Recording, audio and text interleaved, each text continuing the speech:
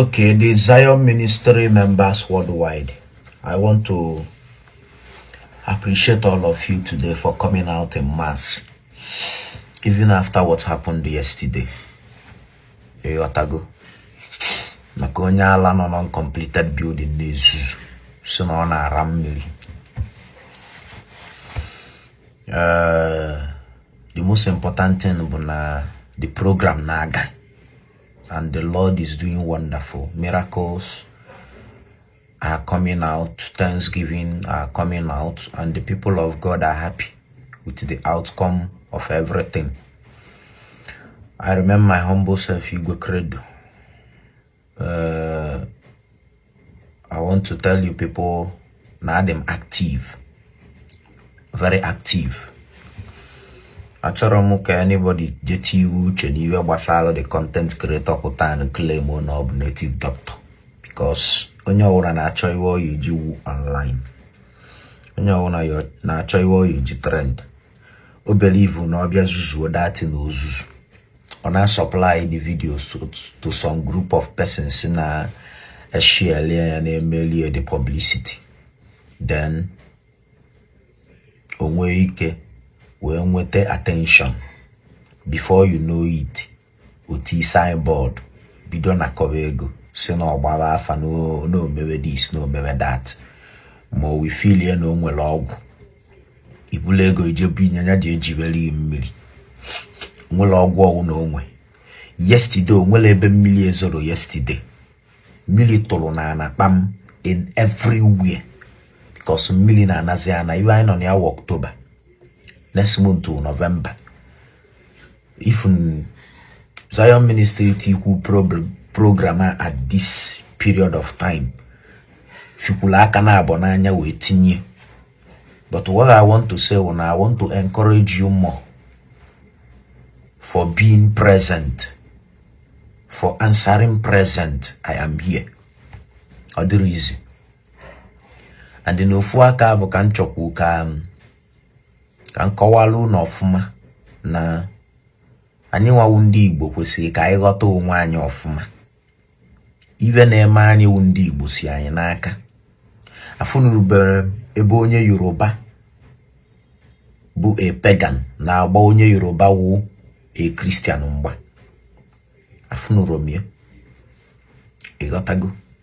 Onye ọbụla na-amaghị dị nke ọ na-eme, ịmalụ nke avị ị na-eme na agali you do. I went to Lagos and I stayed for 1 month.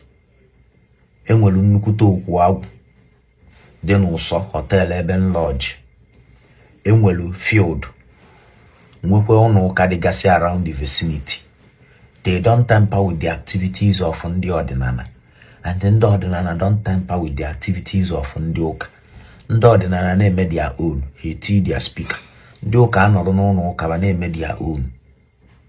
There is freedom of worship. Ihe ọbụla ị na-efe, ihe ọbụla ị feel ị na-efe n'ụwa, you have the freedom, you have the audacity. The same way is when freedom of association. Even as onye omenala, you have the freedom to associate with ndị ụka. Even as onye ụka, you have the freedom to associate with ndị omenala.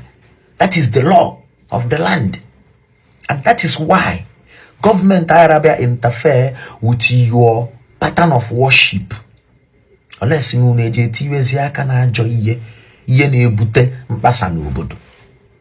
I want to assure you now that idiot on a video and on a circulated video online yesterday. A native doctor. He's a content creator. Ozus gide that your mind gide no BP choy buye hata attack choy buye brain to me a choy bawa. Onwere onye arodi. If mamu na-ekwu okwu arụ adrom, ngwa injection no every morning just to be active and follow up this program. You will not believe me. 12,000 every day. So I want to encourage you.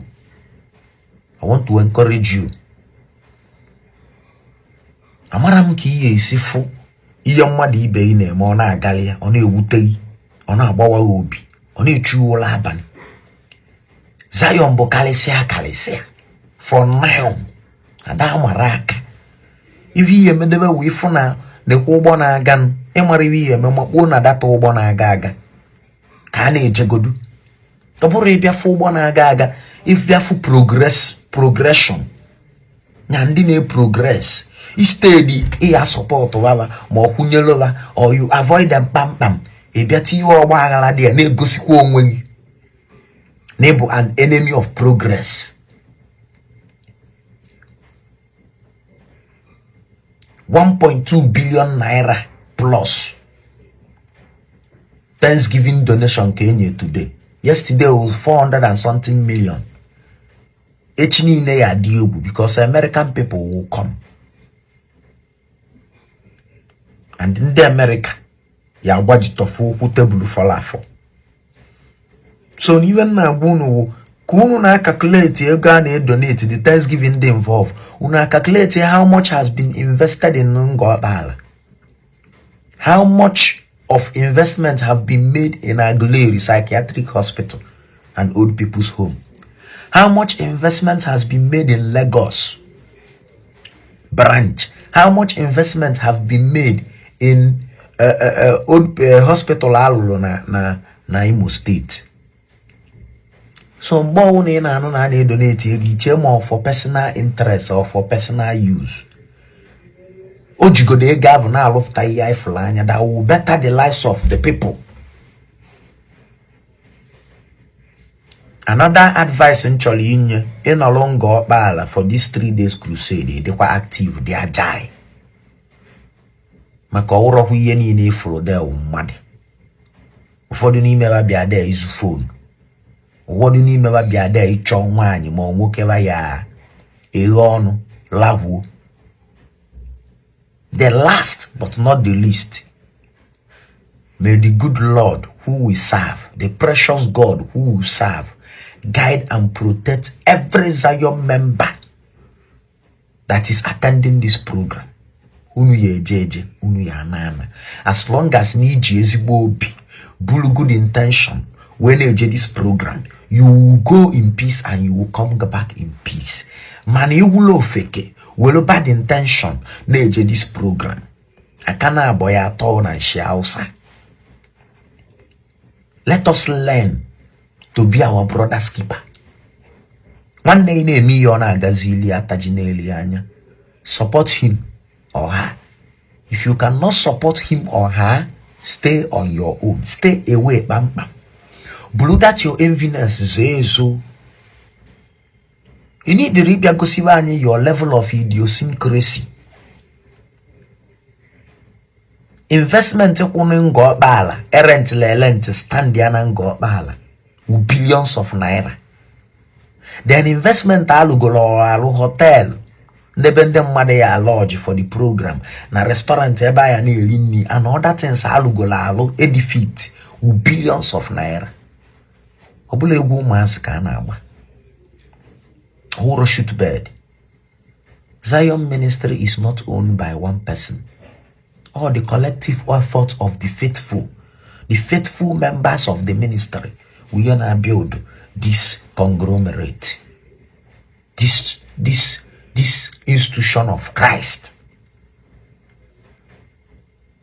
I must not be too churchious. Mana nke weziokwu ka mma afọ gwa unu, nke weziokwu ka mma ekwu, nke weziokwu ka ya na anụ, ọwụ na owe iwe, jeje gbalụ poison, lie ọta apịa or acid nwụọ, ịṅụkwala anya ịgbada 6 feet n'oge.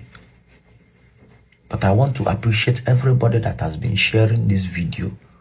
Ka olu onye enu na onye a na ntị. Echi niile ka ndị US ya gbajitofu the remaining table. Maka na ebe ọwụ na UK ji 400 and something million wee bịa. US the first year was gini 1 billion. 2020 gini 1 billion and something. The second year 2024 was 3 billion and something. This 2025 I trust them. Bavaye me carry kava megolumbo. Join the moving train, or you support the moving train, or you stay away from the moving train. And I mean, it is out of pure love, out of pure ifunanya. Dalon.